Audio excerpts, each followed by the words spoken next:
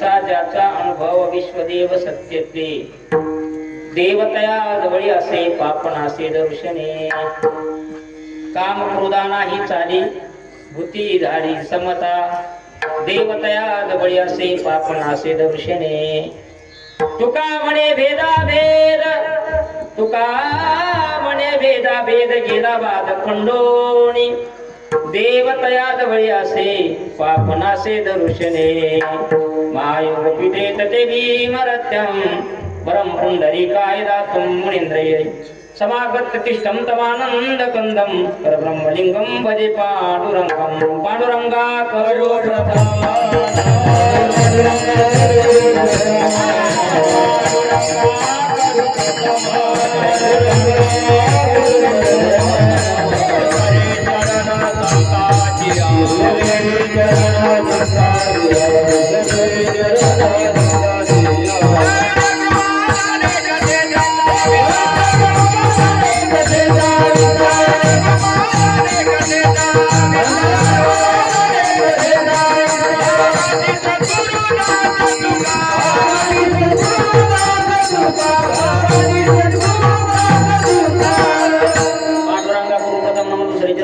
त्यांच्या कृपादाने कलावधरावतारं कलंकां प्रत्युज्योतिका मोदि वक्रम कलानिश्चवादा पुरोदारक्षम समाधिस्थमूर्तिं भजे ज्ञानदेवं दयांचे केल्या स्मरण होय सकल विद्यांचे अधिकरण देची बंधू श्री चरण श्रीगुंजेती नमस्कार आता ओम नमो ज्ञानेश्वरा करुणा करा दयाला तुमचा अनुग्रहला दुरो पावन जाणू चराचरी मस्तक हे पाया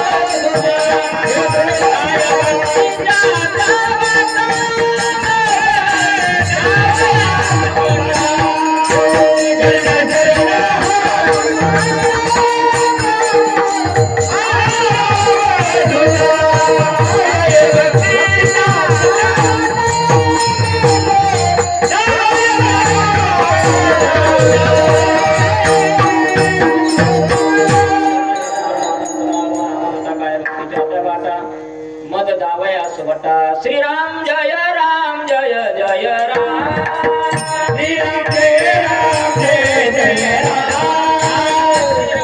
जय राम जय जय राम श्रीराम जय राम जय जय राम श्रीराम जय राम जय जय राम श्रीराम जय राम जय जय राम हे रघुपति राघव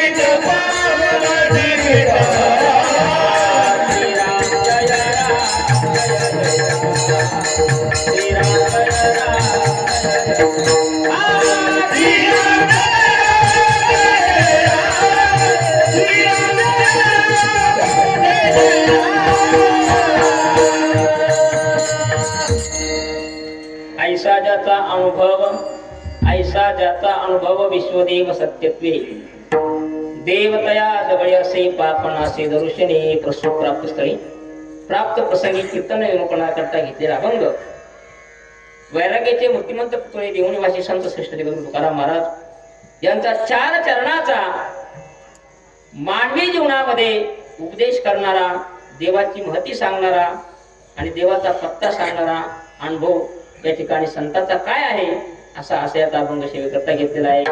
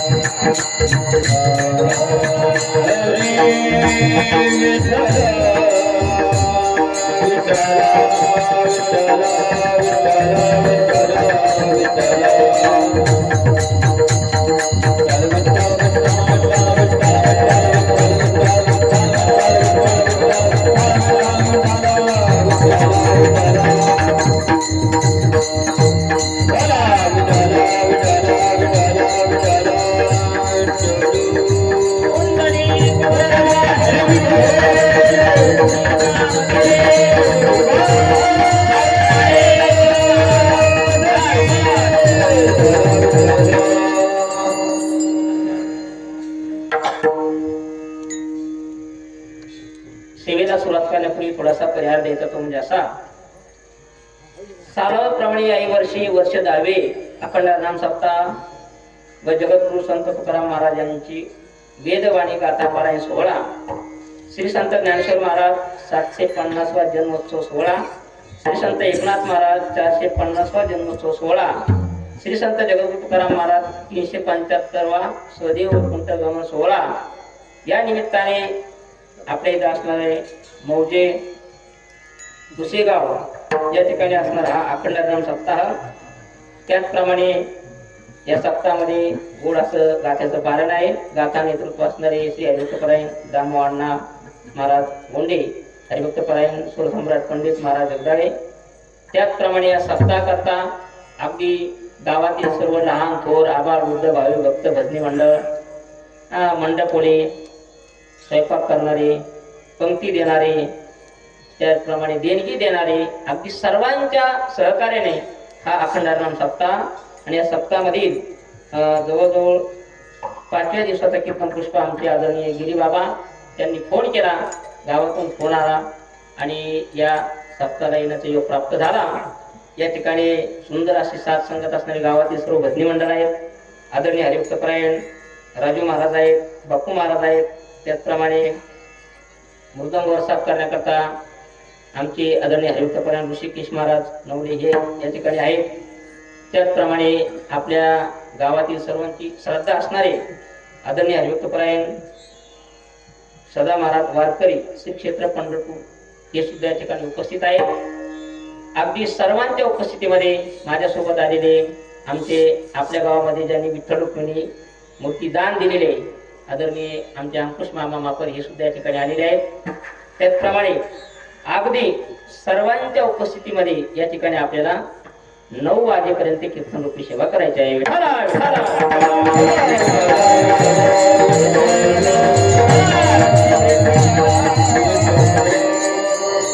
विशेष म्हणजे आपल्या गावामध्ये असणारे आपल्याच गावातले भूमिपुत्र हरिभक्तपरायण अनिरुद्ध महाराज स्वतः टाळ घेऊन उभा आहे. त्यांचं कीर्तन आहे पुढं.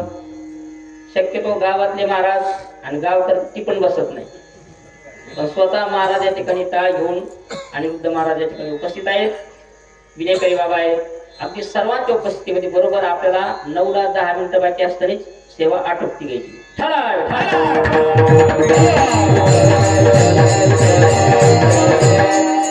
मानवी जीवनामध्ये जीवन जगत असताना अगदी तुमच्यावर आमच्यावर वाईट विचार घालवणारे, सद्विचार प्राप्त करून देणारे, ज्ञानाची प्राप्ती करून देणारे, अज्ञान नाहीस करणारे, त्याचप्रमाणे अत्यंतिक दुःखाची निवृत्ती आणि परमानंदी प्राप्तीने मोक्ष प्राप्त करून देणारे कोण आहेत? संत आहेत.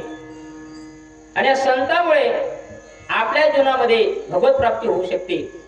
अनेक जणांना झालेली आहे. आणि त्या मार्गाने जर आपण गेलो तर निश्चित त्या ठिकाणी दुःख नाही होत आणि सुखाची प्राप्ती होते. प्रत्येक जण सुखासाठी रात्रंदिवस धावपळ करत आहे. जो देखे सो दुखिया बाबा, सुखिया कोई नहीं रे, राजा दुखिया प्रजा दुखिया. पण सगळ्या त्या गोष्टी दुःख आहे. याला कारण काय तर संतांनी सांगितलेल्या मार्गाने आपण न गेल्यामुळं आपल्याला पदोपदी दुःख भोगावं लागत आहे. सर्व सुखाची आशा जन्म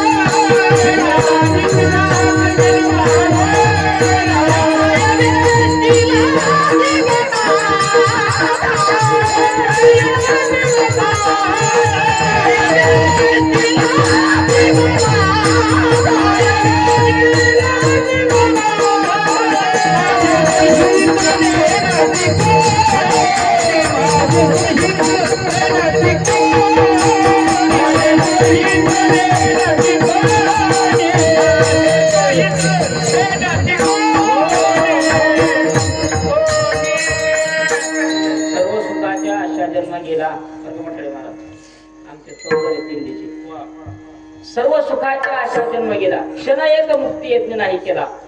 याला कारण काय? प्रत्येक क्षेत्रामध्ये आपल्याला जर त्याचं सुख हवं आहे, त्याचा अनुभव जर हवा आहे, तर ते क्षेत्र ज्याला ठाऊक आहे त्याच्याकडे आपल्याला जावं लागेल. आहे का नाही? मृदुंग आहे, गायन आहे, कुठलंही क्षेत्र असो, ज्यांना तो पकवाज वाजवता येतो त्यांच्याकडे जर आपण गेलो ना, आपल्याला शिकण्याची इच्छा असली तर ते प्राप्त होईल. पण त्यांच्याकडे आपण गेलो नाही तर ते आपल्याला प्राप्त होणार नाही. तसं सुखाचा पत्ता सांगणारे, देवाचा अनुभव सांगणारे एकमेव या पृथ्वीतलावर असणारे संत आहेत.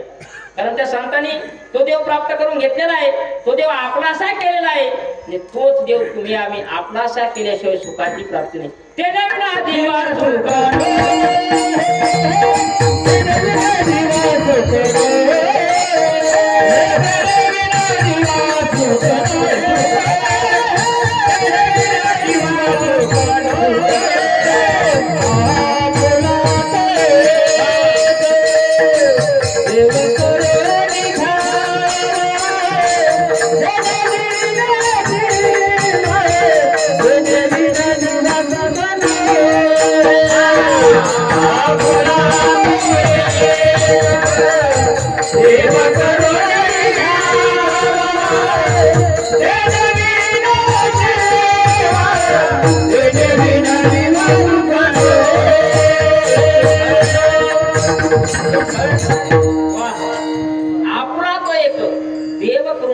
येणे बिना जीवा सुख नाही.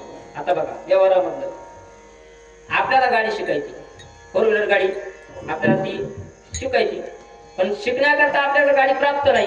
मग मित्रांनी काय केलं की मित्रांनी गाडी त्याला आणून दिली, म्हणजे तुला गाडी शिकायची ना, ही जर गाडी माझी, गाडी त्याच्या दारासमोर आणून लावली. पण हा काय करायचा, सकाळी उठायचा, गाडी स्वच्छ पुसून काढायचा, धुवून काढायचा, अगरबत्ती लावायचा, पुन्हा घरात जाऊन बसायचा. आता असं किती दिवस केल्यानंतर गाडी शिकता येईल? त्याला ती गाडी शिकून घ्यावं लागेल, ज्याला चालवता येते त्याच्याकडून ती शिकून घ्यावं लागेल. तसं आपल्या ठिकाणी ग्रंथ आहेत, संत आहेत, घरात सर्व काय आहे, पण जर ते वाचून जर आपण आचरणात आणलं नाही तर आपल्या ठिकाणी त्या ठिकाणी सुखाची प्राप्ती होऊ शकत नाही, अनुभव प्राप्त होऊ शकत नाही. आणि हा अनुभव सांगणारे संत आहेत, संतांनी देव प्राप्त करून घेतला. हरिप्राप्तीशी उपाय धरावे संतांचे ते पाय. हरीची प्राप्ती करायची आहे ना, त्याकरता संताला आपल्याला शरण जावं लागेल. त्या संताला शरण गेल्यानंतर आपल्या ठिकाणी हरीची प्राप्ती होईल. कुठल्याही क्षेत्रामध्ये आपल्याला जर आता शेती व्यवसायामध्ये आता एखाद्याला ऊस लावायचा आहे माहिती नाही, पण ज्यांनी लावलेला आहे त्याचा सल्ला तर घ्यावा लागेल ना. त्याचा सल्ला घेतल्याशिवाय आपल्याला ऊस लावता येत नाही. जसं ज्याला जो अनुभव प्राप्त आहे त्याच्याकडे जावा लागेल, तसं आमच्या साधू संताला काय आहे, अनुभव प्राप्त आहे.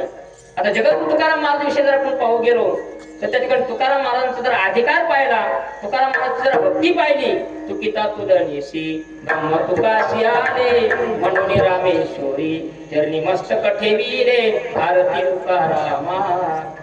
एवढा अधिकार तुकाराम महाराज. एका पारड्यामध्ये ब्रह्म आणि एका पारड्यामध्ये तुकाराम महाराज. आता बघा, एखादं 1 किलो कापूस आपण मोजायचा आहे. एका पारड्यामध्ये 1 किलोचं माप ठेवलं आणि एका पारड्यामध्ये कापूस ठेवला. आता कापूस 1 किलो होण्याकरता माप तोडावं लागेल का कापूस कमी जास्ती करावं लागेल? माप तोडावं लागेल. हा, तसं इथं तुकिता तुलनेची ब्रह्म तुकाशी आले. तुका ब्रह्माशी नाही, ब्रह्म तुकाशी आले. एवढा अधिकार आमचा तुकाराम महाराज आहे.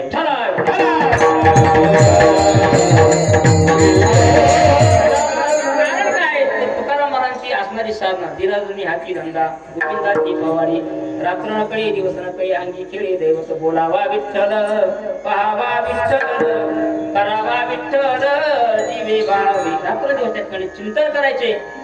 चिंतन करत असताना त्यांची असणारी साधना तुकाराम महाराजांचा अधिकार. तुकाराम तुकाराम नाम घेता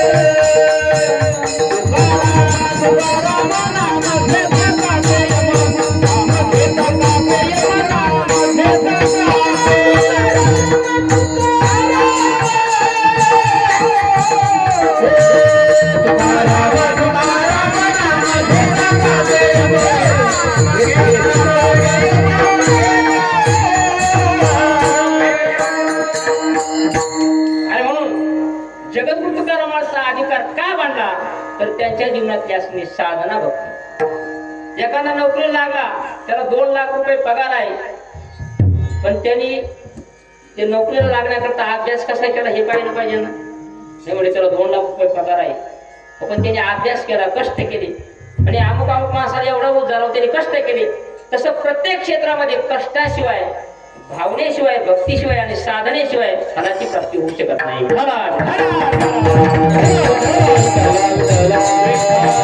पण हे करत असताना ज्यांना अनुभव आहे त्यांच्याकडे आपल्याला जावं. आपल्या घरामध्ये एखादा लहान मुलगा आहे, त्या मुलाला त्या ठिकाणी वाचता यायला लागलं, येता यायला लागलं, आपल्याला आनंद वाटतो. आमचा मुलगा लिहितो, वाचतो, इंग्रजी बोलतो. पण त्याला ते घडवण्याकरता असं आपण थोडं म्हणतो, आमच्या घरात भरपूर शिकलेले माणसं, त्याला शाळेत पाठवायची गरज नाही, त्याला पुढे पाठवावं लागतं, शाळेतच पाठवलं. तर शिक्षकाकडे त्याला घडवण्याची काय ती हातवटी आहे. तसं प्रत्येक क्षेत्रामध्ये ज्याला अनुभव आहे त्याच्याकडे गेलं की त्या फलाची प्राप्ती होते. अनुभवाशिवाय बाकी सर्व निरर्थक आहे. एक दृष्टांत आठवला तुम्हाला, म्हणजे लक्षात येईल. आपल्या अभंगाकडे आपल्याला यायचंय. अभंग सोडून अजिबात बोलायचं नाही. दृष्टांत असा आहे, अज्ञान. आता देवाच्या बद्दल आपल्याला अज्ञान आहे, थोडं कमी कर. देवाबद्दल आपल्याला काय आहे, अज्ञान आहे. तुका म्हणे आंधळी ते संसारी ती नाही हरी ओळखी. तुम्हाला आम्हाला देवाबद्दल अज्ञान आहे, मग आता पुढे जावं लागेल. देव कसा आहे, काय करतो, आपल्याला संतांकडे जावं लागतं, त्यांना तो देव प्राप्त आहे. कारण अज्ञान एवढं घातक आहे. अज्ञान जर असेल तर त्या ठिकाणी ज्ञानाची प्राप्ती होऊ शकत नाही. आता अज्ञान किती घातक आहे किंवा दृष्टांत सांगू लक्षात काय का. एक खेडेगावामध्ये आपल्या असं जोडपं आणि त्याचाच असणारा मित्र याच्या शहरामध्ये, असे पुण्यासारख्या शहरामध्ये राहत होता. दोघं शाळेमध्ये शिकले, पण हा नोकरीला लागला आणि हा आपला शेतीवाडी करायचा. लक्षपूर्वक आहे का, आपल्याला विषयाला अनुसरून त्या ठिकाणी अज्ञान किती घातक. आणि मग आता त्यावेळेस काय फोन वगैरे काही नव्हते, पत्र व्यवहार व्हायचा. आणि पत्र त्या ठिकाणी हा खेड्यातला मित्र त्याच्या नोकरीला असणारा पुण्यातला जो मित्र आहे त्याला पत्र पाठायचा, तुला सुट्टी लागल्यानंतर तू आमच्याकडे ये, एखाद्या दिवशी मुक्कामी जेवायला वगैरे आमक तमक. आता त्याला वेळ नसल्यामुळे तो टाळाटाळी कर, पण बऱ्याच वेळ पत्र आल्यामुळे तो त्याच्या बायकोला म्हणला, "हे बघ, प्रत्येक वेळेस माझ्या खेड्यातला जो मित्र आहे, आम्ही एका वर्गात होतो, त्याकडे एका गावातल्या शेजारचे आहोत, एका शाळेमध्ये शिकलेलो आहोत, पण त्याची खूप इच्छा आहे की आमच्याकडे मुक्कामी तुम्ही एखाद दिवशी या, म्हणून आपण आता उन्हाळ्याच्या सुट्ट्यात आपण तिकडं जाऊ." असं ठरलं. कोणाचं?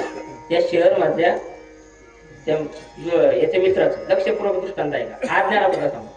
आणि मग ठरल्यानंतर त्यांनी पत्र लिहिलं, "आम्ही अमुक अमुक वारी तुमच्या गावाला मुक्कामाला येतो." याला आनंद वाटला, आपला मित्र आता आपल्याकडे येणार आहे. आणि मग बायकोला सांगितलं, "बघ, माझा मित्र आहे बालपणीचा, आम्ही एकाच शाळेत होतो, त्या ठिकाणी तो नोकरीला लागला, मी शेती करतो, पण आमची खूप मैत्री होती. आता माझा मित्र येणार आहे, असं काही सुंदर जेवण कर, घर वगैरे स्वच्छ सर्व कर." तिला सर्व त्यांना आनंद झाला, घर सारून घेतलं, तिला सर्व काही व्यवस्थित. आणि हे बसने आले. आल्यानंतर त्या ठिकाणी मुक्काम झाला.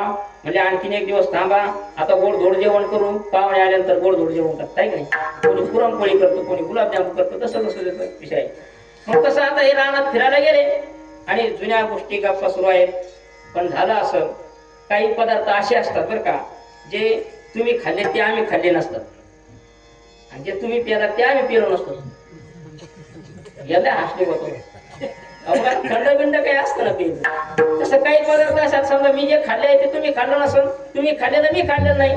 तसं त्या खेडेगावामध्ये त्या मित्राने काय केलं, त्याच्या बायको सांगितलं, असं काय सुंदर जेवण कर की त्या जेवणाची त्यांना आठवण आली पाहिजे. मग तिने आपलं महाराष्ट्रीय जेवण काय केलं, पुरणपोळीचा बेत केला. लक्षपूर्वक काय का, आज्ञानाबद्दल सांगतो.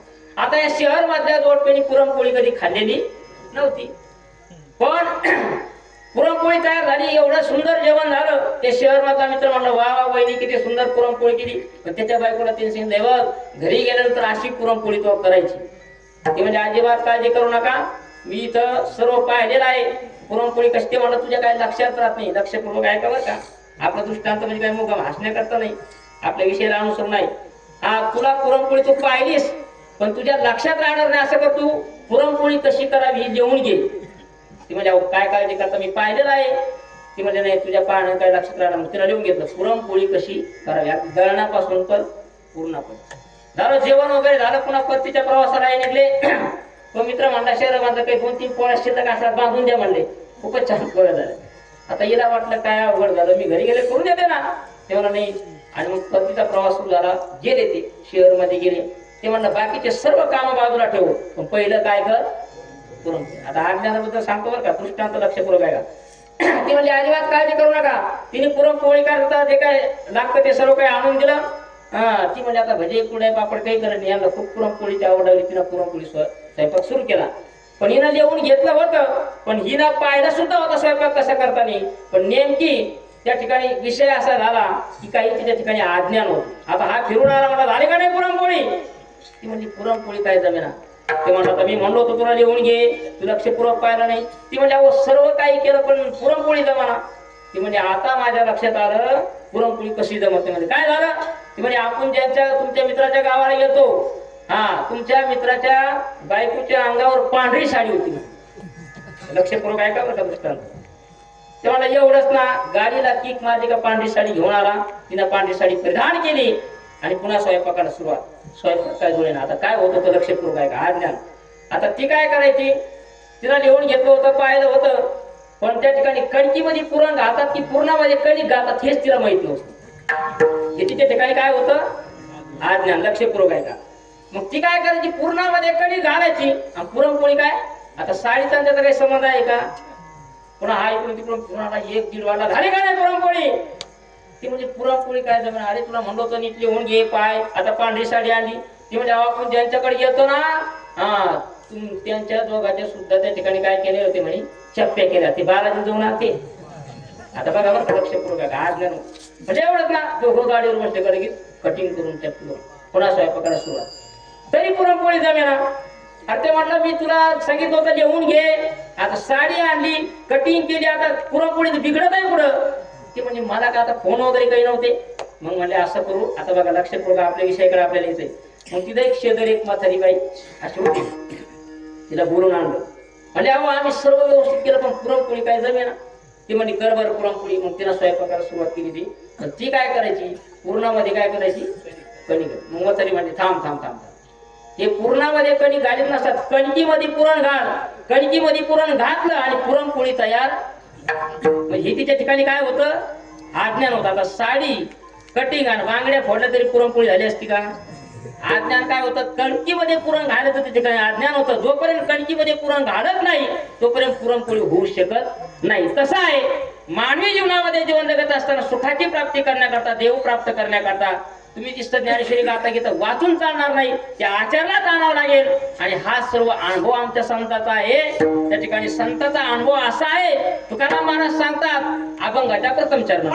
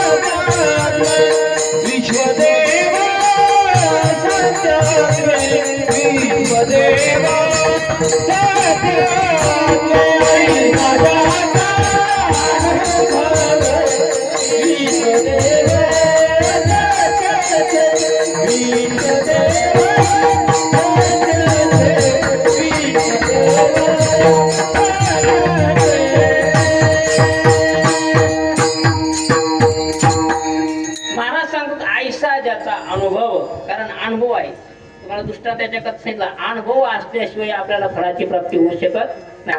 मग जगद्गुरु तुकाराम महाराजांचा अनुभव आहे, ऐसा ज्याचा अनुभव या विश्वामध्ये देव आहे हे सत्य आहे. काय सत्य तू सत्य तू सत्य तू विठ्ठला. किंवा जनाईबाई सांगतात देव नटला नानापरी भरोने उरला चराचरी.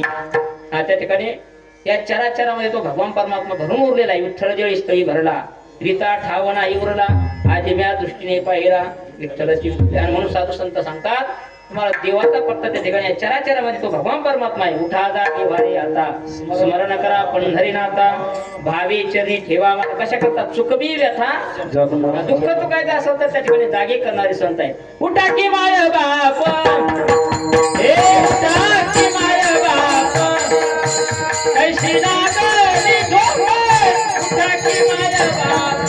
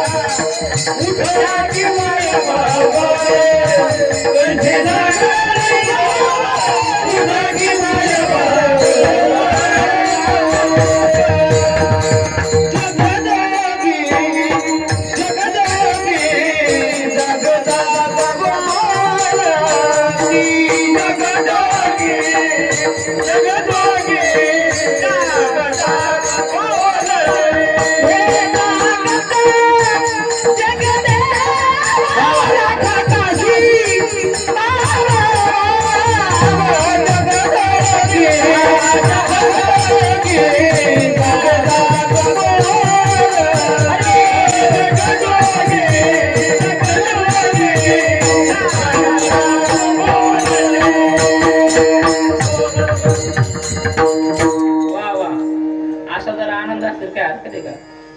गाव छोटच आहे पण काय भाई मापन मामा आनंद आहे आनंद. एवढा आनंद आता असं जर गायक वादक असतं तर त्या ठिकाणी काही कमी नाही. पण आम्हाला बाबाने सांगितलंय 10 मिनिटं आधीच कीर्तन संपवायचं. विठाला विठाला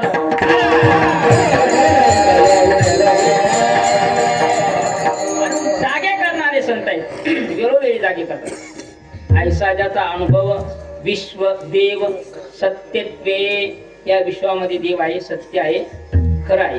पण काही लोकांना देवावर आणि संतावर भरोसा नाही. लक्षपूर्वक काय का काही काही लोक काय करतात, स्वार्थाकारणे भक्ती करतात, काही कामापुरती भक्ती करतात आणि काही फक्त आडी अडचण आली तरच भक्ती करतात. देव काय असं सहजासहजी पावणार आहे का? एक जण आपला मशान वाट्यातून चालला आणि चालल्यानंतर आमुष्या होती, पायात त्या जुन्या चपला होत्या, स्लीपर चपला, आणि नेमकी असं झालं ते चालायला लागला, ते खडे लागले त्याला मागून. कधी हरिपाठ नाही, कधी रामकृष्ण हरी नाही, कधी दान धर्म नाही, रामकृष्ण हरी रामकृष्ण हरी. आता ते जसा घाबरला जास्त तडा जास्ती खडे उडायला लागला पळायला. चप्पल दिली सोडून, चप्पल सोडल्याबरोबर खडे लागायचे. ते म्हणा काय देव पावला बा, आता असं कधी नाव आहे नंतर देव पावतो. चप्पल काढली म्हणून खडे बंद झाले. असं देव लगी एकाएकी नाही. आता बघा आपण सप्ताह करतो, 10 वर्ष झालेत, पारायणाला बसता, दान धर्म करता, त्या ठिकाणी तूप खाल्ल्या रूप येत नाही. तसं भक्ती परमार्थ करत असताना भक्ती त्या ठिकाणी कायम माणसाच्या जीवनात असावी. आणि नित्यनेम नामी ते प्राणी किंवा नाथ महाराज सांगतात त्याच्याकडे नित्यनेम आहे, तो देवा परम पूज्य जगी. काही लोकांचा देवावर संतावर ग्रंथावर भरोसा नाही. काही लोक देवावर संताला त्या ठिकाणी मानत नाहीत. असं एक महात्मा वारकरी आपला प्रत्येक त्या ठिकाणी वारी करायचा, पण त्याला एक दिवस असं वाटलं की देवाचं मंदिर बांधावं. आणि देवाचं मंदिर बांधण्याकरता तो प्रत्येक गावात जायचा, आपली जो जशी दक्षिणा देईल तसा तो दक्षिणा घ्यायचा. आणि दक्षिणा घेत असताना कोणी दक्षिणा द्यायचं, कोणी दान धर्म जसं जसं वाटून धान्य बिन्य काय द्यायचा. पण एका गावामध्ये असं गाव होतं, त्या गावामध्ये एक असा खडतर माणूस होता, तो काय देव धर्म काही मानित नव्हता. आता लोक काय म्हणले, या वारकरी जरा माझ्या करू म्हणजे त्याच्या घरी पाठवू. म्हणजे वारकरी बाबा तुम्ही त्या अमुक अमुक माणसात दिलं जा, तुम्हाला काहीच वरणी मागायची गरज नाही, खूप श्रीमंत माणूस आहे, तुम्हाला ते अख्खं मंदिर बांधून दे. आता ज्या माणसाचा पत्ता सांगितला होता त्याचा आणि देवाचं देव मानतच नव्हता. हे वारकरी बाबा गेले त्याच्या घरासमोर, राम राम. आता राम राम म्हणल्या तिथे डोकं सरकलं. आता तिथे देव धर्म मानित नव्हतं. आता याला वाटलं गावातले लोक तर म्हणजे हे देव धर्म, इथं काही राम राम घाली ना. आणि मग ते म्हणलं काय भानगडी, राम राम नाही काय भानगडी. ते म्हणजे काही नाही, गावातल्या लोकांनी सांगितलं तुम्ही खूप दानशूर आहात, त्याच्यामुळे मी मंदिर बांधलं, काही बरं नाही. ते म्हणजे अगं देवा जगात देवच नाही तर मंदिर बांधता कुठं म्हणले. काय म्हणलं ते माणूस, अगं देवच नाही मंदिर बांधता कुठं. तेव्हा वारकरी बाबा म्हणजे हे बघा बाबा तुम्हाला वरणी द्यायची तर द्या, नाही देऊ नका, पण देव नाही असं काही म्हणू नका. ते म्हणले हे बघ तू जर मला देव दाखवला तर मी तुला अख्खं मंदिर बांधून देतो. ते म्हणलं बरोबर आहे ना गावकरी मध्ये ते खरंय, पण देव मानित नव्हता. आणि मग वारकरी म्हणजे अहो, मग वारकरी सुरू केला आपलं विठ्ठल 40 तरी बरं. ते म्हणते प्रमाण वगैरे काही सांगू नका, देव दाखव, तुम्हाला देव दाखव तुला मंदिर बांधून देतो. वारकरी म्हणजे आता प्रमाणात तुम्हाला गोव्या प्रमाण पटत नाही. ते म्हणजे मला अजिबात मला प्रत्यक्षात देव दाखव. आता वारकरीच ते किती केलं तर 12 गावाचे पाणी पिलेले वारी करणारे तिथं काय कमी. ते म्हणजे काय हरकत नाही, मी तुम्हाला देव दाखवतो, पण माझे काही प्रश्न तुम्हाला आहेत, त्या प्रश्नाचं जर तुम्ही मला उत्तर दिलं तर मी तुम्हाला देव दाखवतो. ते म्हणजे काय हरकत नाही, काही पण विचारा. पण तो जो देव नाही मानणारा होता तो म्हणा थांबा एक काम करा, आपल्या दोघात प्रश्न उत्तर नाही म्हणले. गावातले लोक बोलून घ्यायचे, तुझ्या प्रश्नाचं उत्तर मी देतो, तू मला देव दाखवला नाही का तुला मी दंड करणार, शिक्षा करणार, तुला अपमान करणार. वारकरी म्हणजे काय हरकत नाही. तिने गावात दौंडी दिली, सगळे लोक बोलून घेतले. लोक त्यांनी सांगितले बघा हा जो आलेला वारकरी सुद्धा म्हणत नव्हतो, हा जो आलेला माणूस आहे तुम्हाला देव दाखवणार आहे, यांनी जर मला देव दाखवला तर मी याला म्हणन ते बक्षिसाने मंदिर बांधून देईन. लोकांना वाटलं आता काय करणे, वारकरी बाबा मार खाल्याशिवाय राहत म्हणजे आता याला काय देव दाखवित नाही. मग सुरू झालं त्यांचं प्रश्न उत्तर सुरू. वारकरी बाबा म्हणले आता तुम्हाला देव पाहिजे म्हणले हो, म्हणजे एक बादली भरून दूध आणा. आता ते श्रीमंत होता, लगेच बादली भरून दूध आणलं. दूध आणल्यानंतर ते म्हणले हे काय आहे, ते म्हणले दूध आहे. सर्व लोक अशी बसलेली 100-150 लोक. मग वारकरी बाबांनी काय सांगितलं होतं, मी प्रश्नाचं उत्तर त्याचं उत्तर तू दे, मग मी तुला देव दाखवलं. म्हणजे दूध आहे, म्हणजे दुधापासून शेवटची प्रक्रिया काय आहे, म्हणजे तूप तयार होतं. कोण म्हणलं, जो देव न मानणारा माणूस तो काय म्हणला, तूप तयार होतं. म्हणून वारकरी दादा म्हणले मला आत्ताच्या आत्ता 5 मिनिटात तूप तयार करून दाखव. ते म्हणजे काय गांजा बिजा पिले काय तुम्ही? असं 5 मिनिटात पुढे तूप होत असतं का? म्हणजे मग येडपाटा, तुझ्या गळ्यात माळ नाही, वारी नाही, तुला ताबडतोब कसा देऊ दिसत? लोक टाळ्या वाजल्या. ते म्हणजे नाही. आणि मग त्याने सांगितलं तसं दुधाची प्रक्रिया करावं लागल. ते ताक दही दोन्ही आणि मग ते पुढं तूप, त्याला काहीतरी 15-20 दिवस लागतील ना. तसं मंथोनी नवनीता ते शेगी अनंता. तसं मानवी जीवनामध्ये देव हा आडे अडचणीच्या काळात, संकटाच्या काळात आमच्या पोराचं लग्न जमत नाही म्हणून देव देव केला, आमचं केलं, हे शाप खोटा आहे. आपल्या जीवनामध्ये जर कुठला तरी नियम असेल, परमार्थ असेल, तर देव तुमचं मागे पुढे उभा राहून रक्षण करतो. विठ्ठला विठ्ठला.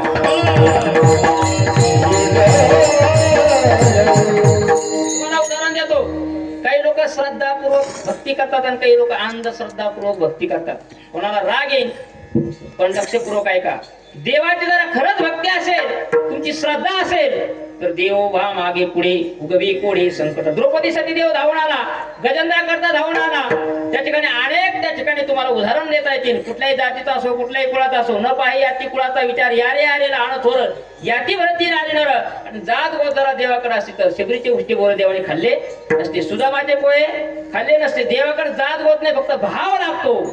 हा, भक्ती लागती. भक्ती प्रेमा विना ज्ञान न होते. भक्ती प्रेमा विना ज्ञान भक्ती प्रेमा विना भक्ती प्रेमा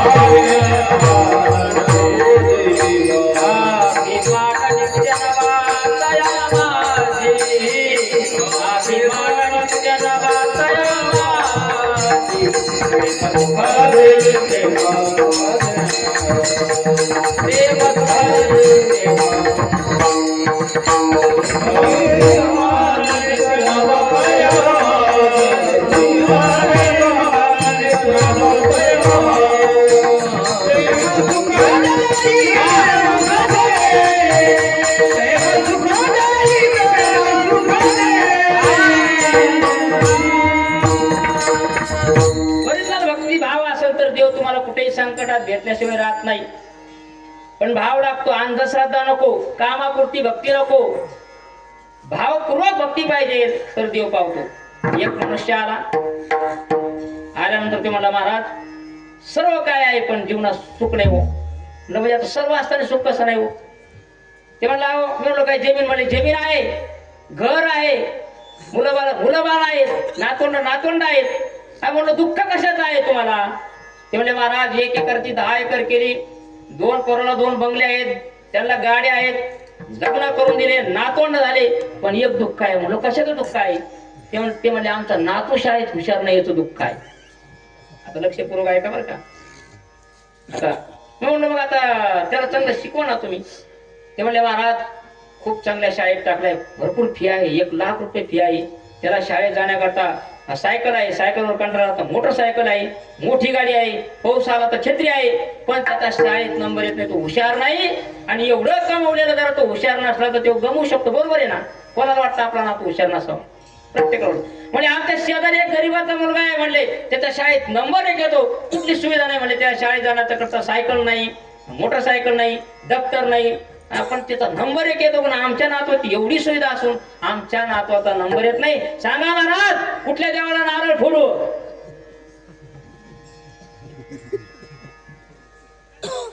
काय आळंदीला जाऊ का? पंढरपूरला जाऊ का? पैठणला जाऊ का? अहो जरा नारळ फोडून जरा मुलाचा नंबर आला असता तर एवढे लोक श्रीमंत देव सगळा नारळातून पुढे असता लोकांचा. माझा विषय काय चाललाय? अनुभव, भक्ती, कष्ट, अभ्यास याच्याशिवाय तुम्हाला काही प्राप्त होऊ शकत नाही. मग ते बाबाला विचारलं, म्हणलं बाबा नारळ फोडायची गरज नाही. म्हणलं मला सांगा तुमचा नातू कुठल्या शाळेत जातो? म्हणजे अहो ज्याचा नंबर येतो तो आणि ते एकाच शाळेत जातात, 11ला शाळेत जातात, 5ला घरी येतात. म्हणलं बरं 5ला घरी आल्यानंतर काय करतो तुमचा नातू? म्हणले काय नाही, दप्तर ठेवून देतो, स्वयंपाक रूम मध्ये जातो, ताटात जेवायचं घेतो, टीव्ही समोर येऊन बसतो. म्हणलं काय रामायण महाभारत बघतो? म्हणजे नाही पिक्चर बघतो. आता लक्षपूर्वक आहे का बरं का? आपल्या विषयाकडे आपल्याला पुन्हा यायचे. म्हणजे मग पिक्चर बघतो. म्हणलो घरातला टीव्ही केवढ्याचा आहे? ती म्हणले अहो मागच्या वर्षी म्हणलं लहान होता, पण आता 35-40 हजाराचा मोठा टीव्ही घेतला. आता मुलगा किती 7वीला, लक्षपूर्वक आहे का बरं का. आता टीव्ही कोणी घेतला, मुलांनी घेतला का आजोबानी त्या घरातल्यानी. आता तुम्ही काय घरी गेल्यावर टीव्ही फोडणार नाही, लक्षपूर्वक आहे का. आता टीव्ही घेतला घरातल्यानी, त्या मुलाला याच्या आधीचे पिक्चर वगैरे बघत असतात, तो मुलगा आला का त्याच्या पद्धतीने पिक्चर लावतो. आता मला सांगा, शाळेत शिक्षकाने 11 ते 5 शिकवलेलं अभ्यासाकरता पोषक आहे का टीव्हीतले पिक्चर पोषक आहे. शाळेत शिक्षकांनी शिकवलेले जर अभ्यासच केला नाही. आता चला त्या गरीबाच्या मुलाकडे, त्याच्याकडे टीव्ही वगैरे काही नव्हतं, साधं घर होतं. शाळेतून आला, आई वडिलांना यायच्या आधी तो आवरायचा, त्या ठिकाणी लवकर जेवण करायचा, लाईट नाही आपलं दिवेच्या बत्तीमध्ये अभ्यास करायचा, आणि लक्षपूर्वक आहे का अभ्यास करायचा, लवकर झोपायचा, लवकर उठायचा, पुन्हा आई वडिलांना आवरू लागायचा, झोप भरपूर व्हायची. आणि शिक्षकांनी प्रश्न विचारण्याचं उत्तर त्याच्या घरात नव्हता. लक्षपूर्वक आहे का. त्याच्या घरात टीव्ही असल्यामुळं 12-1 वाजेपर्यंत टीव्ही सुरू, कधी कधी तर सकाळपर्यंत टीव्ही सुरू, झोप होत नाही. हा घरी शाळेत गेला का डुकल्या मारायचा, शाळेत शिकवलेलं काय लक्षात नाही. बरं आता तुम्हाला टीव्हीचे दुर्गुण सांगतो, लक्षपूर्वक आहे का. त्याच टीव्ही समोर आपली असणारी 12वीची मुलगी, 11वीचा मुलगा, आपले आई वडील, आजोबा आजी, घरातले सगळे काय 10-12 माणसं आहेत, सर्वजण त्या टीव्ही समोर बसतात आणि तो पिक्चर पाहतात. आता पिक्चर जरा खरा, रामायण बघा, महाभारत बघा, त्याच्यात तुम्हाला काही आमच्या मापारी मामाने अख्ख्या गावाला त्यावेळेस महाभारत दाखवलं, त्याला बरेच वर्ष झालं, कॅसेट आणले, अजून सुद्धा कॅसेट त्यांच्याकडे, असं काही नका ना. पण पिक्चर पाहायला, पिक्चर मध्ये जर खरं असलं, आता मला सांगा तुम्ही महाराज, अनुरुद्ध महाराज, प्रत्येक पिक्चर मध्ये ठरलेला विषय एक हिरो, एक हिरोईन, एक डाकू, बर का. त्या पोराला जर म्हणलं का बाळा पाणी पाहिलं काय ना, ते म्हणतो बाबा आतापर्यंत त्या ठिकाणी सर्व पिक्चर पाहिलाय, होणार राहिलाय, आता कोण कोणाला मारतात, कोण कोणाला सांगत असत. पिक्चर संपला, त्याचा डाकू मेला, हिरो हिरोईन लग्न झालं. बरं आता गावात जर एखादा माणूस मेला तर दुसऱ्या दिवशी दिसतो का तो. मग आता त्या पिक्चर मध्ये तो डाकू जरा मेला, आमरस पुढे झाला थोडक्यात, ते दुसऱ्या पिक्चर मध्ये दिसायला पाहिजे का. बरे खरं का खोटं तरी सुद्धा पाहतो बरं का. तर शाळेतला अभ्यास खरा का खोटा, पण खोटं बघत. मुलीला म्हणणार तू तरी गाईला पाणी पाजो, ती म्हणते बाबा आतापर्यंत मी आईला स्वयंपाक करू लागले, आता माझी आवडती मालिका लागणार आहे पवित्र रिश्ता, मी काय गाईला पाणी पाजी. पहिला तोटा काय, मुलं काम ऐकत नाही. चला दुसरा तोटा, त्याच टीव्ही समोर आपण आपले मुलं जरा अर्धवट कपडे घातलेले नटनटी जर आपण सर्व पाहत असाल तर मला सांगा आपले विकार कमी होतात का वाढतात. हो लक्षपूर्वक आहे का, आपले विकार कमी होतील का वाढतील. मग पहिलं हे काही नव्हतं आणि आज सुद्धा लक्षपूर्वक आहे का, जरा दुर्लक्ष करा टीव्हीवर याच्यावर. जरा घरात सर्व माणसं असतील, हरिपाठ आणा.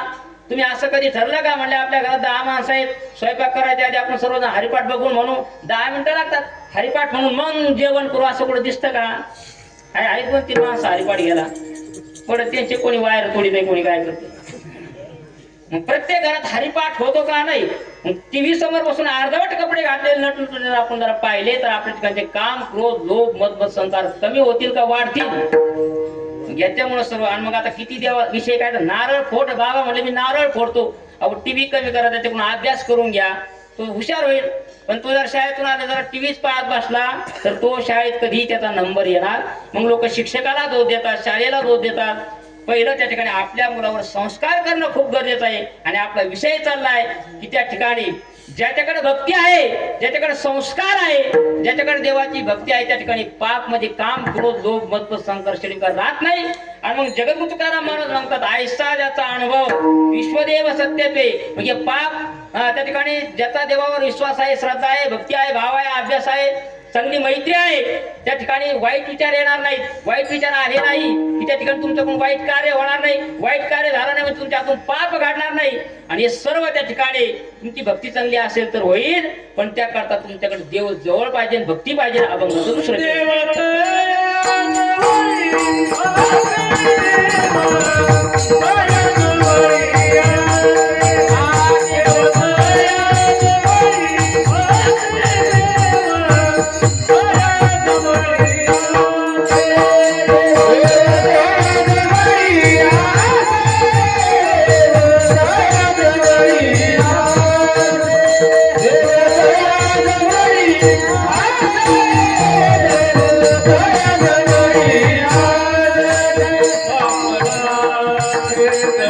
Thank you.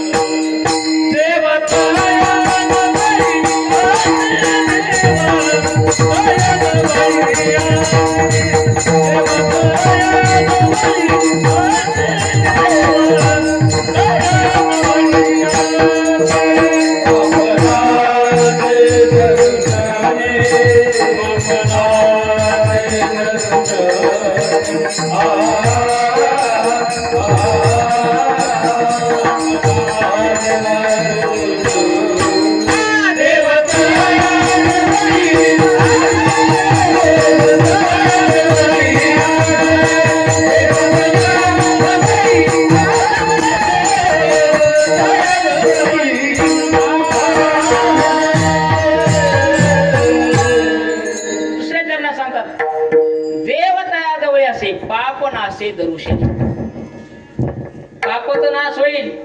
देव जवळ म्हणजे देवाची भक्ती असेल तर साधू संत हो स्वयंपाक कडे जरा थोडं शांतता घ्या. विठाला विठाला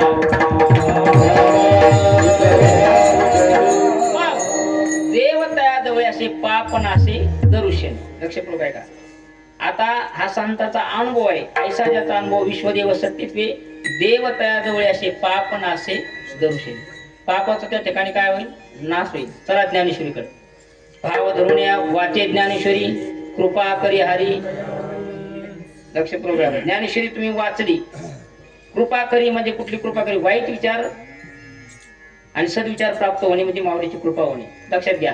त्या ठिकाणी आपल्या ठिकाणी ज्ञानाची प्राप्ती होणे म्हणजे माऊलीची कृपा होणे. भाव धरून या वाचे ज्ञानेश्वरी कृपा करी हरी तयावरी. नाही तर तुम्ही म्हणजे आता मी जातो ज्ञानेश्वरी घेतो मंदिरामध्ये बसतो 108 ज्ञानेश्वरी पारायण करतो आणि तिकडं 5 एकरची 10 एकर होईल हे डोक्यातून काढून टाक. लक्षात. 5 एकरचे 10 एकर कधी होईल? तुमचे विचार बदलले, सद्विचार प्राप्त झाले. तुमचे त्या ठिकाणी सद्विचार प्राप्त झाले की त्या ठिकाणी तुमच्याकडे सर्व काही प्राप्त होतं. लक्षात घ्या. पण वाईट विचार असेल, नारदाच्या गादीवरून सांगतो संपत्ती भरपूर आहे, संपत्ती भरपूर आहे पण विचार चांगले नाही, ती संपत्ती सुखद देईल असं काही सांगता येत. संपत्ती तुमच्याकडे कमी आहे पण तुमच्याकडे चांगलं विचार आहे, संस्कार आहेत. तुम्ही दुसऱ्याची जरी कामाला असले पण जर चांगले विचार असेल तर तुम्ही दुसऱ्याची जर कामाला असले तरी सुखाने जीवन जगाल. त्याच्याकरता विचार चांगले लागतात.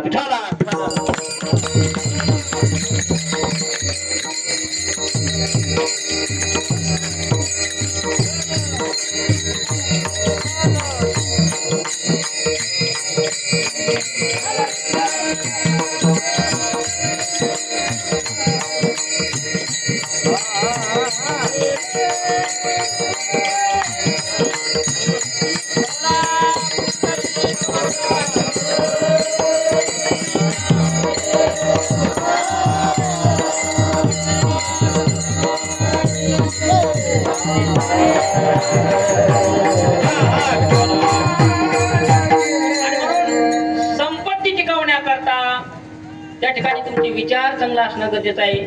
संपत्ती दीर्घकाळ टिकून राहण्याकरता तुमचे संस्कार असणं चांगले गरजेचं आहे. आणि म्हणून ज्ञानेश्वरी गाता गीता हे मार्गदर्शन दाखवते. त्याच्यातून संपत्ती तुमची वाढणार नाही. कोणी म्हटलं मी 11 पंढरपूर करतो आता आमक होईल, तसं नाही. बघा तुम्ही जगद्गुरु तुकारामांचा गाथा बघा, गीता बघा, ज्ञानेश्वरी बघा. एकही संतांनी देवावर असा भार घातला नाही की गोवी प्रमाण असं मला दाखवून द्या की मी वारी करतो आणि माझ्या संसारात वाढ होऊन द्या. अजिबात त्या ठिकाणी कुठे भार घातलेला नाही. अहो त्याची जर भक्ती केली, नामस्मरण केलं तर आपोआप त्या ठिकाणी सर्व काही होतं. पण अंतःकरणातून भक्ती नामस्मरण केलं तर. चला एक उदाहरण तुम्हाला देतो. तुम्ही एखाद्याच्या लग्नाला गेले, लग्नाला गेल्यानंतर एवढा मोठा तो लग्न सोहळा आहे, स्वयंपाक भरपूर चांगला केलेला आहे पण तिथं वाढण्याकरता कमतरता आहे. मग तुम्ही पाहुणे म्हणून गेले. मग काही जाणकार लोक म्हणजे अरे आपण आता जरा एवढे लोक आले, स्वयंपाक सुंदर केलाय, नाही जर वाढलं नाही तर हा स्वयंपाक तसाच पडून व्हायला जाईल. असं करू आपण, काय करू आपण स्वतः वाढायला घेऊ. आणि 4-5 जणांनी वाढायला घेतलं. ते नवरदेव नवरीच्या आई वडिलांनी पाहिलं, अरे बापरे पाहुणे असताना वाढायला घेतलं. आणि मग आता तुमच्या इथं लग्न असल्यानंतर ते वाढायला घेणार का नाही? लक्षपूर्वक ऐकलं का? तसं भक्ती करत असताना देवाकडे भार काही ठेवू नका. तुकाराम महाराज एकही असं प्रमाण नाही की त्यांनी संसारातला भार देवावर घातला आणि भक्ती केली, अजिबात नाही. अगदी अंतकरणातून भक्ती नामस्मरण चिंतन केलं आणि मग ज्ञानेश्वरी गाता गीता आपल्यातले वाईट दुर्गुण घालतात एकाच ओळीचं आपण चिंतन करू. साच आणि मवाळ मिथुनी आणि रसाळ शब्द दैसे कल्लोळ अमृताचे. या ओळीचं बघा चिंतन. माऊली सांगतात तुमचं बोलणं असं काही सुंदर आहे, तुम्ही जर एखाद्याला राम राम घातला तर तू समोर माणूस काय तरी राम राम घाल राम राम. तुम्ही जर एखाद्याला शिवी दिलं तर तो सुद्धा काय करणार. एखाद्याचं भांडण चाललंय, तुम्ही गेले आणि ते भांडण मिटवलं म्हणजे तुमचं बोलणं काय आहे, अमृतावाणी आहे. ऐसी वाणी बोलिये मनवा, ऐसी वाणी बोलिये मनवा.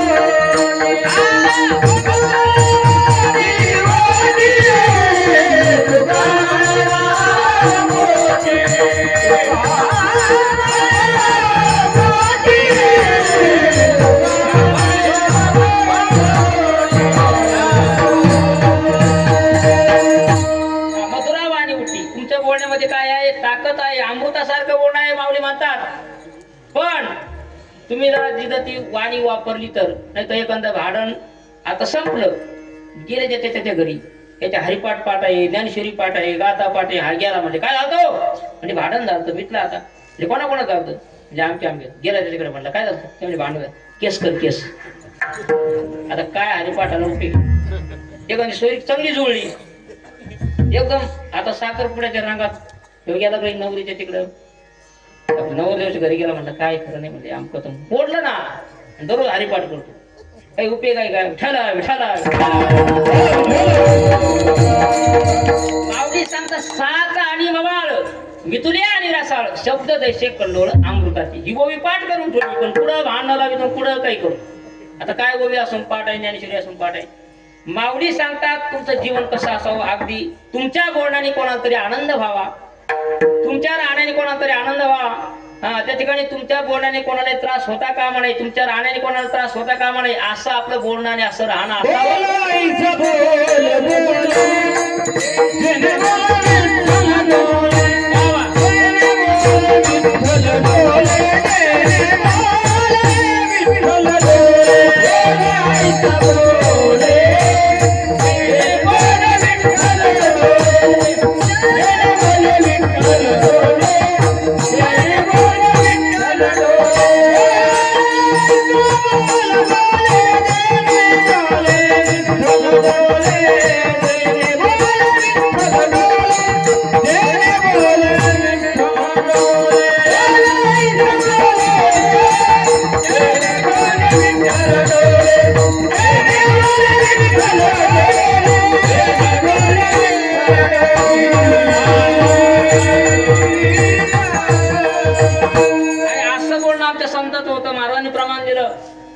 आळंदीला गेल्यानंतर आपण त्या ठिकाणी माऊलीच्या दर्शनाला जातो.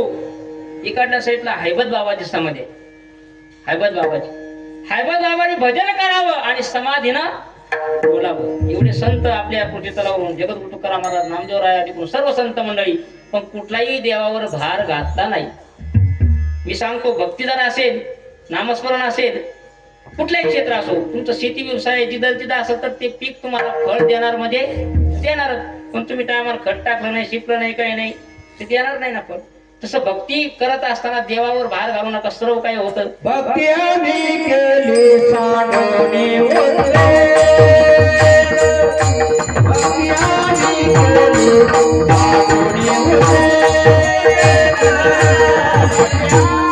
केली सांडोनी उतरे.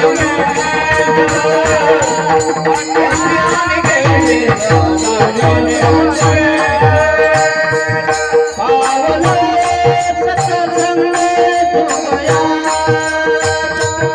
पावलो सत्संग सुखया सुख माझाले दरिया सुख माझाले दरिया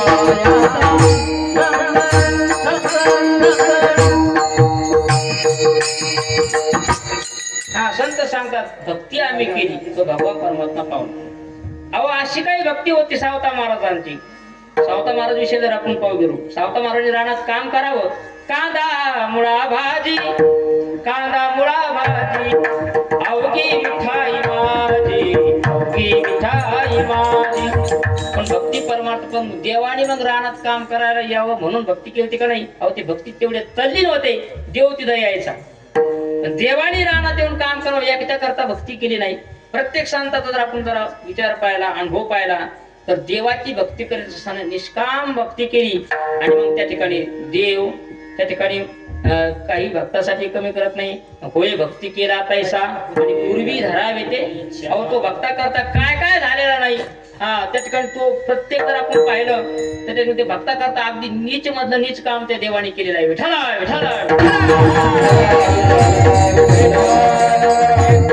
सांगतो तुम्हाला सांगतो बघा, देवाची जर भक्ती चांगली अंतःकरणातून असेल तर देव आपलं काय काम करतो. चोखोबर आहे, चोखोबर आहे. असे काही भक्त होते, भक्त ऐसे जाणा जे देही उदास गेली आशा पास निवारणी. भक्ताची व्याख्या अशी आहे, त्यांचे सप्त आशेतीपास निवारण झालेले असतात. गृहपास दारापास सर्व सप्त आशेतीपास निवारण, त्याला भक्त म्हणतात. हा एकदा भजन सुरू केलं की बाकीचा विषय नाही. तसं ते चोखोबर आहे. अगदी महिन्याची वारी करायचे, पण वारी करत असताना त्या ठिकाणी अगदी वारी करत असताना भजन पूजन नामस्मरण, बाकी वारीमध्ये दुसरं काही. एकदा घरून पताका उचलली का पंढरपूर मध्ये जाऊपर्यंत भजन. आणि असं वारी करीत असताना एक दिवस चोखोबराची बायको म्हणली, तुम्ही एवढ्या वारीला जाऊ नका. म्हणजे का जायचं नाही? माझी वारी आहे देवाची, मी वारी कधी चुकणार नाही. म्हणजे अहो माझं बाळंत पण जवळ आलेलं आहे, तुम्ही आता वारीला जायचं कोणा असं करू नका. ते म्हणे काही झालं तरी चालेल, पण मी वारी चुकणार नाही. लक्षपूर्वक ऐका, वारकऱ्याचा नियम सांगतो.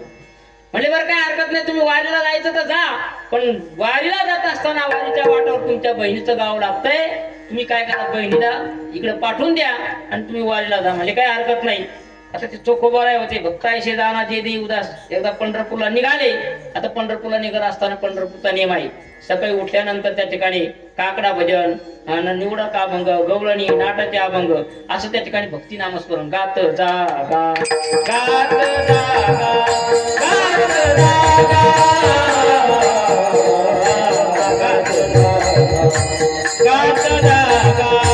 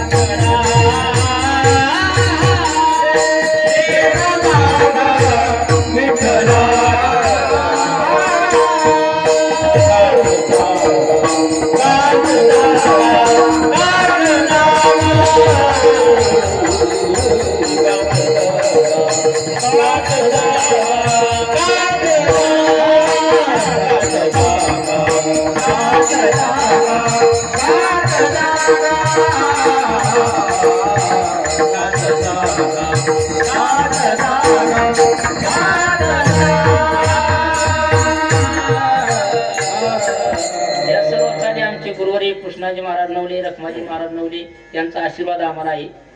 त्या ठिकाणी असं गोड बाकी इकडे तिकडे काही चालू नाही. चोखोबारा निघाले, गात जागा गात जागा देव मागा विठ्ठला. बहिणीचं गाव आलं गेलं सुद्धा पण माहित नाही, कारण ती भक्ती होती, नामस्मरण होतं. आपल्यासारखं नाही. पण पैठणला गेले व्हायला, हॅलो मोटर सुरू केली का, जण सोडे का, इकडं पैठणला, पैठणचे म्हणजे वारीला गेले, यांचं घर सगळं ध्यान करे. तसं चोखोबार आहे, वारीला निघले, बहिणीचं गावाला गेलं माहित नाही. देवाला वाटलं आता हा भक्त एवढा आपल्या विषयी निष्ठा आहे, हा याला घरी आता अशी अडचण, बायको म्हणली येऊ नका तरी हे वारीला निघले. बरं बहीण निरोप सांगितला बहिणीला पाठायचा तरी हे लक्षातच नाही. म्हणजे एवढे भक्तीत तल्लीन झाल्या. देवाला वाटलं काय करावं, मग देवाने मागचा पुढचा विचार करणार. तर देव आहे तो चतुरा, तो शिरोमणी, कुणा लावणी नाही तिकड, तो काही करू शकतो. पण त्या ठिकाणी देवाने काय केलं बघा, भक्तीची ताकद कशी आहे. आता चोखोबर आहे, भक्ती करत असताना कुठले अंतःकरणात संसाराविषयी काही देवाकडे मागितलं का नाही, म्हणून भक्ती अंतःकरणातून होती. देवाने मागं पुढे पाहिलं नाही. चोखोबरायच्या बहिणीचं रूप धारण केलं आणि डायरेक्ट चोखोबरायच्या घरी आली. वहिनी उघडा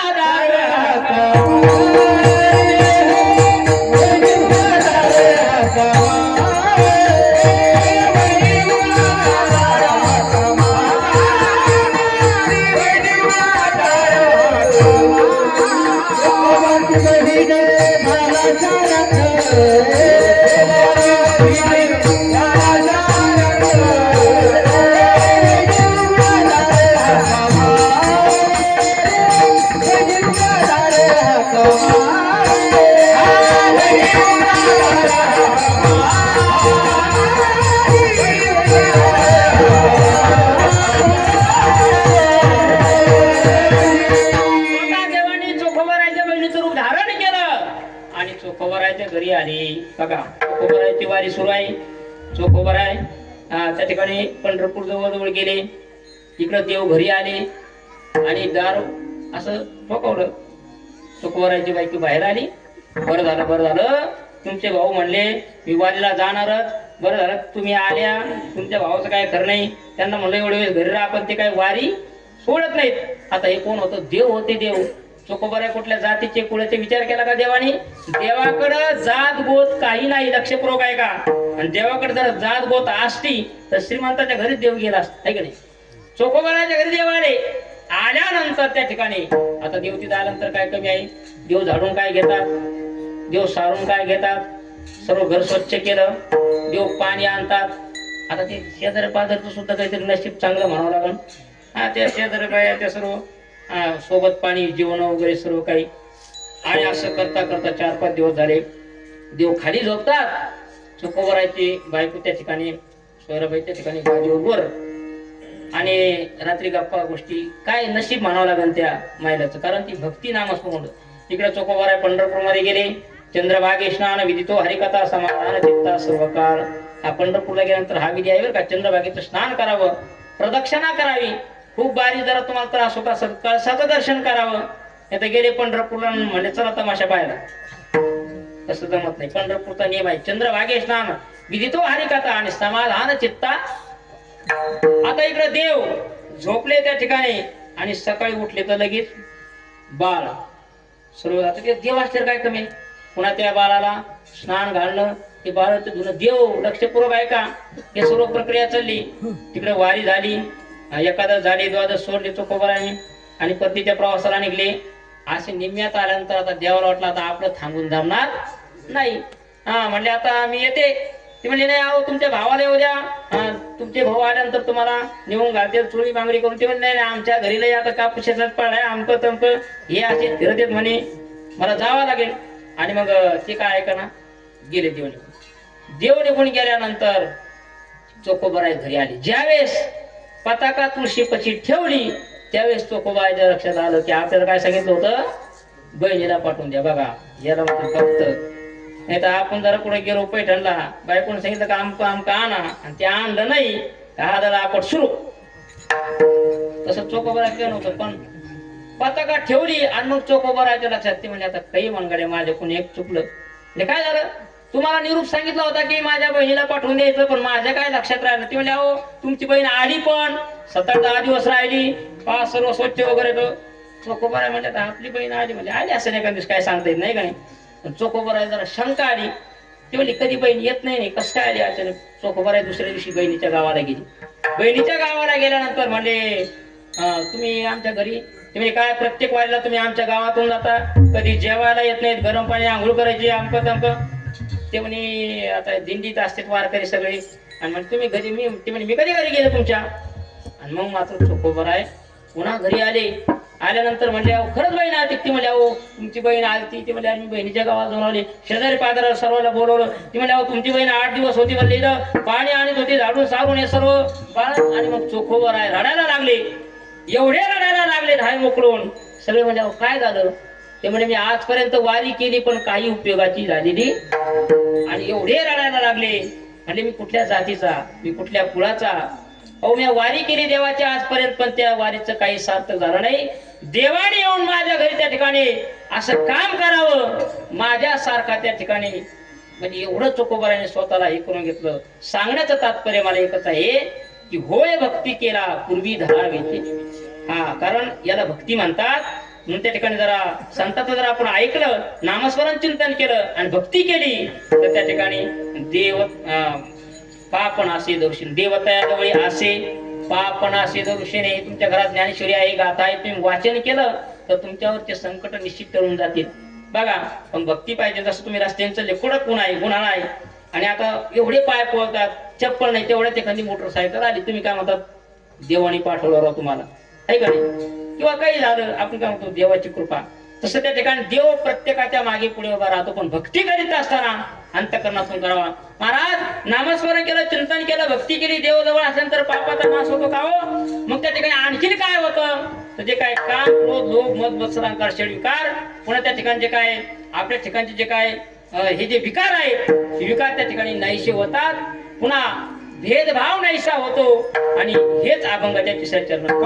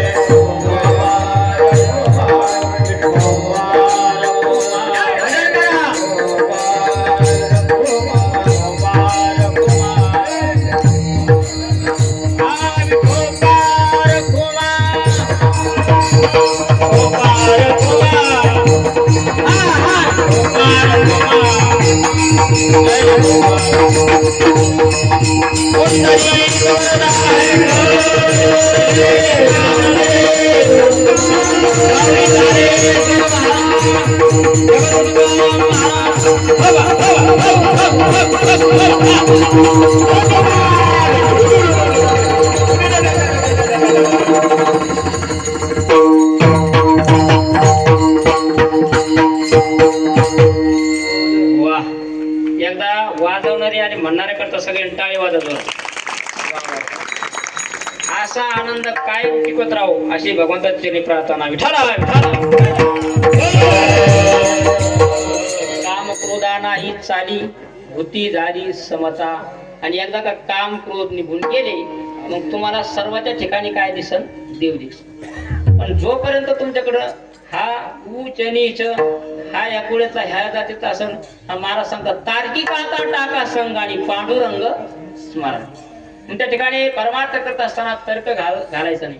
भक्ती नामस्मरण आनंदात त्या ठिकाणी करायचं. भक्ती नामस्मरण करत असताना सोप्या असणार साधन, सोपे साधन लाभ येतो वाचेशी उच्चारा राम हरी. सोप्या असणार साधन आहे.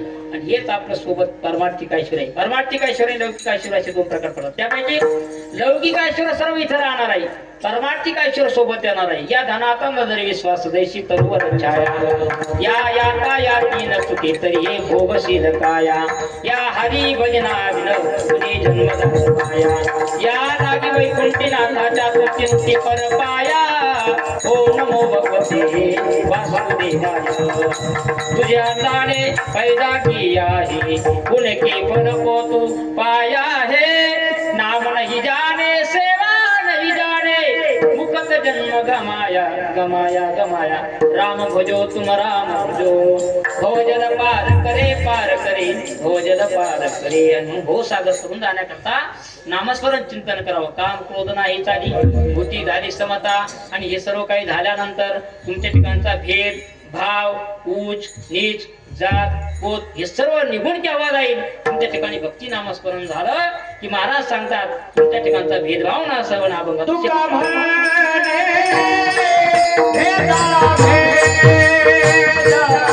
तुका म्हणे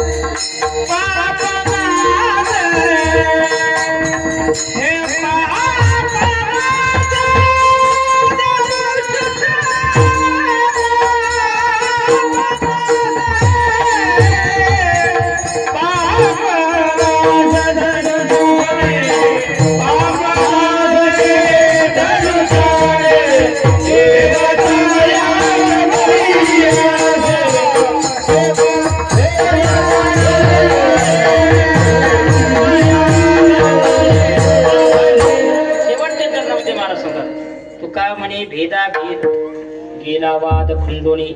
जो वाद होता तुमचा कुचिनेचा अंकतंक हा सर्व वाद त्या ठिकाणी नाहीसा झाला. पण कशामुळं देवतया जवळ असे पापनाशी दर्शने आणि देवतया जवळ असल्यामुळे काम क्रोधा नाही चाली बुद्धी झाली समता. आणि हा अनुभव कोणाचा आहे ऐसा ज्याचा अनुभव विश्वदेव सत्यत्वे या विश्वामध्ये देव आहे. हा तुमचा ठिकाणचा भेद नाहीसा झाला. तुका म्हणे भेदाभेद देवाबद्दलचा गेला वाद खंडोनी. देवता जवळ असे पापनासे दर्शने झालेली कीर्तन रूपी सेवा सर्व भाविकाच्या चरणी अर्पण करून हनुमंतराच्या चरणी अर्पण करून या ठिकाणी सर्व गुणीजन गायक वादक मंडळी अगदी सर्वांच्या चरणी ही सेवा समर्पित करतो.